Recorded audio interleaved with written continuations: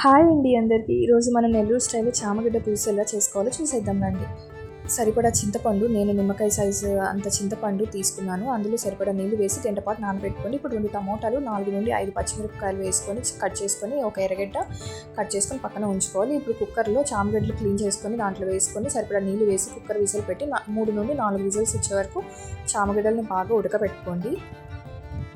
అలా ఉడికాక నెక్స్ట్ పొయ్యి వెలిగించి బాండలి పెట్టుకోండి కూర చేసుకునే దానికి. దాంట్లో సరిపడా ఆయిల్ వేసుకొని ఇప్పుడు తిరమాత గింజలన్నీ వేసుకొని ఆవాలు, జీలకర్ర, మినపప్పు నేను వేసుకున్నానండి. 4 తెల్లగడ్డలు దంచి వేసుకోండి. అలాగే పచ్చిమిరపకాయలు కోసి పెట్టుకున్నవి, ఎర్రగడ్డలు, టమోటాలు అన్నీ ఉన్నాయి కదండి, అవన్నీ మనం కట్ చేసి పెట్టుకున్న ముందుగా అవన్నీ వేసేసి బాగా కలిపెట్టుకోవాలి. బాగా వేగిన తర్వాత చిటికెడు పసుపు, టేస్ట్కి సరిపడా ఉప్పు వేసుకొని బాగా కలిపెట్టుకోండి. ఒక 2 మినిట్స్ వేగినాక 2 స్పూన్స్ కారం తీసుకున్నానండి నేను, ఎందుకంటే స్పైసీగా తింటాం మేము. ముందుగా తీసి పెట్టుకున్న చింతపండు గుజ్జుని దీంట్లోకి వేసేసుకోండి.